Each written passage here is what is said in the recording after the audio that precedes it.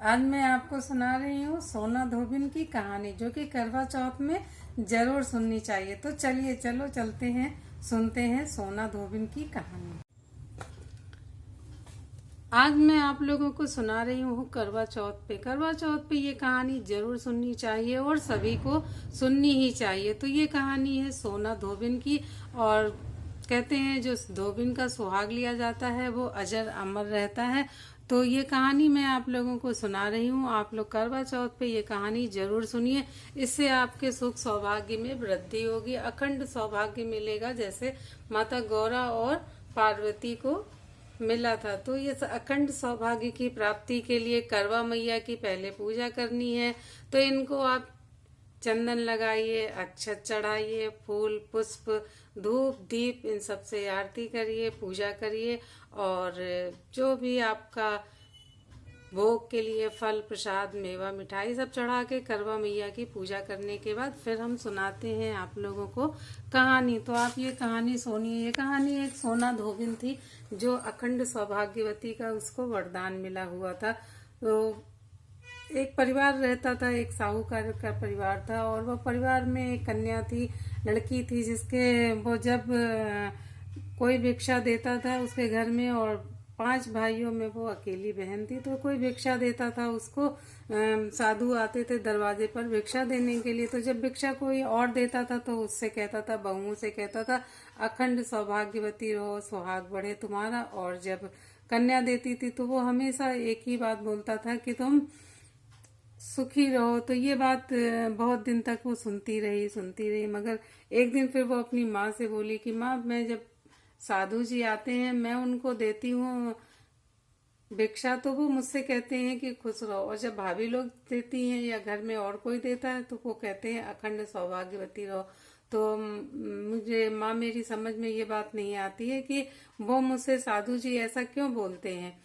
तो माँ ने जब ये बात सुनी तो माँ को भी लगा। तो माँ ने जब दोबारा साधु जी आए फिर उनसे पूछने के लिए गई और पूछा कि आप ऐसा क्यों कहते हो, जब मेरी कन्या आपको भिक्षा देती है आपको तो आप बोलते हो कि खुश रहो, और जब मेरी बहुएं देती हैं तो आप बोलते हो सदा सौभाग्यवती रहो, अखंड सौभाग्य रहे आपका। तो ऐसा क्यों करते हो आप। ये बात सुनकर साधु जी थोड़ी देर तो सोच में पड़ गए। फिर उन्होंने कहा कि मैं इसलिए बोलता हूँ क्योंकि आपकी पुत्री के भाग्य में सुहाग नहीं है, वो उसके भाग्य में पति सुख नहीं है, वो उसका विवाह नहीं होगा। तो अब माँ को चिंता हुई। माँ फिर पूछने लगी कि प्रभु, कोई तो इसका उपाय होगा, कुछ तो आप बताइए।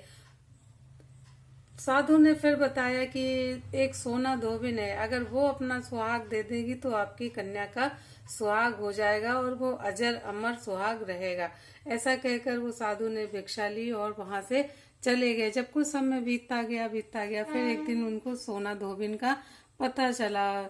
जब पता चल गया सोना धोबिन कहाँ रहती हैं, कैसे रहती हैं, फिर उनकी सेवा में वो कन्या जाने लगी। तो वो जाती, सुबह उठ जाती एकदम 4 बजे ब्रह्म मुहूर्त में उठ के, और जाती उनके घर का सारा काम करके आती, बर्तन साफ करके आती, झाड़ू पोछा करती, सब कुछ करती, उनके घर का पूरा काम, पानी भरती, बर्तनों को साफ करती, घर की साफ सफाई करती, कपड़े धोती, पूरा काम करने के बाद वो चुपचाप वहां से चली आती थी। तो ऐसे ऐसे करके वो पूरा 6 महीना बीत गए। तो 6 महीने तक वो ऐसा करती रही। और जब धोबिन उठे, सुबह सोना धोबिन उठे, जब सारा काम देखे तो छोटी बहू कहे मैंने करा, बड़ी बहू कहे मैंने करा। तो इस तरह से, मगर सोना धोबिन को विश्वास नहीं था कि ऐसा किसने कौन कर रहा है। तो जब 6 महीने बीत गए, क्योंकि साधु ने कहा था 6 महीने तक ऐसा करना है, 6 महीने बीतने के बाद फिर जब सोना उसका 6 महीना सेवा करते करते हो गया तो वो कन्या को वही सब उल्टा काम वो करने लगी। मतलब जैसे खाना बनाती तो उसमें खूब नमक डाल देती, और झाड़ू की जगह वो सब उल्टा पुल्टा झाड़ू कर देती, सब फैला देती और गंदगी फैला के इस तरह से वो आने लगी। तो एक दिन सोना धोबिन ने कहा कि आज मैं देखती हूँ आखिर ऐसा कौन है जो आता है और मेरे घर को तितिर बितिर करके चला जाता है। तो इस तरह से दिन बीता। फिर एक दिन सोना धोबिन सुबह सुबह ही बैठ गई आके और बोली आज मैं पकड़ के ही रहूंगी कि आखिर आता कौन है, कौन ये करके जा रहा है कि हमारे घर में सब सामान बिथेल बिथेल के जा रहा है।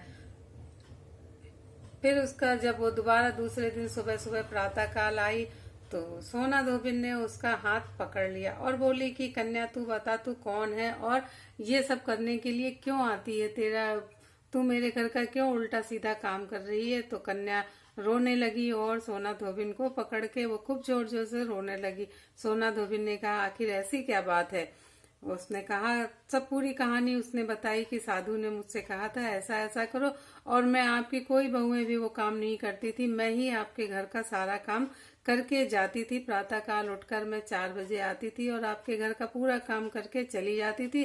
साधु ने बताया था 6 महीने तक ऐसा करना और 6 महीने के बाद फिर सारा काम उल्टा करने लगना, तो मैंने वही किया है। तो अगर आप मुझे सुहाग देंगी तो मैं सदा सौभाग्यवती हो सकती हूँ। तो इस तरह से कन्या खूब उनसे प्रार्थना करने लगी, विनय करने लगी और बहुत मनाने लगी।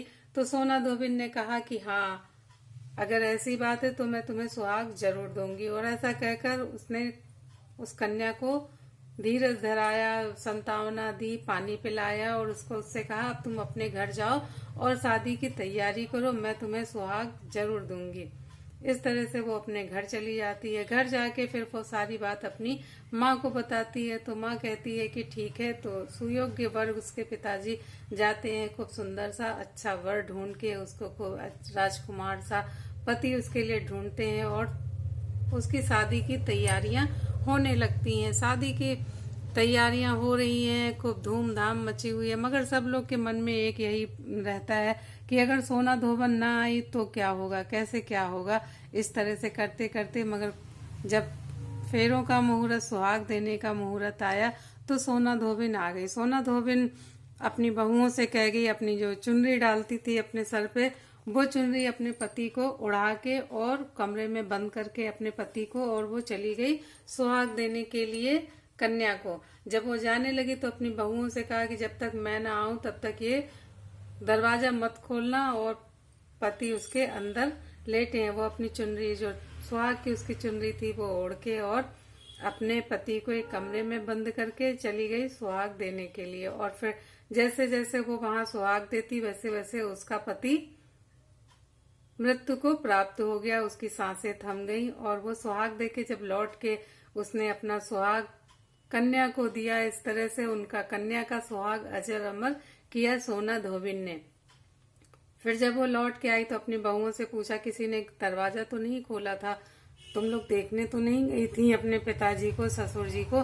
तो उन लोगों ने कही नहीं माँ, जैसा आप बता रही थी मैंने वैसा ही किया, हम लोगों ने दरवाजा नहीं खोले हैं, ना ही किवाड़े खोले हैं, और जैसे पिताजी आप कह गई थी कि मत छोड़ना खोलना गेट, तो हमने नहीं खोला। फिर सोना धोबिन गेट खोलती है और जल, अक्षत, चावल, पुष्प हाथों में लेती है और जो चुनरी उसने ओढ़ के अपने वहां पर सुहाग दिया था, कन्या को सुहाग दिया था, उस चुनरी को उतारती है और अपने पति के ऊपर ओढ़ा देती है। तो वो जैसे ही वो अक्षत हाथ में और चावल लेके अपने पति के ऊपर डालती है और उनको जल का छींटा देती है, और वो चुनरी जो चुनरी ओढ़ के उन्होंने सोना धोबिन ने कन्या को सुहाग दिया था, वही चुनरी अपने पति के ऊपर ढक देती है।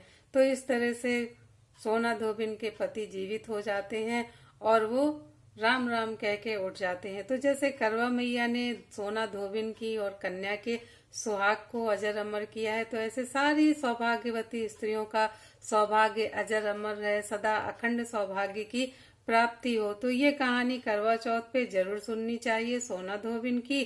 तो आप लोगों को ये कहानी कैसी लगी, और करवा चौथ पे जरूर ये कहानी आप लोग सुने। तो ये कहानी मैंने आप लोगों को सुनाई है करवा चौथ पे, और ये कहानी आप लोग जरूर सुनिए, और सुनी भी जाती है करवा चौथ पे, क्योंकि धोबिन का सुहाग हम लोगों का यहाँ सुहाग वो अजर अमर सुहाग माना जाता। तो बोलो करवा मैया की जय। कहानी अच्छी लगे तो सब्सक्राइब और लाइक करना ना भूलें। फिर मिलती हूँ अगले ब्लॉग में।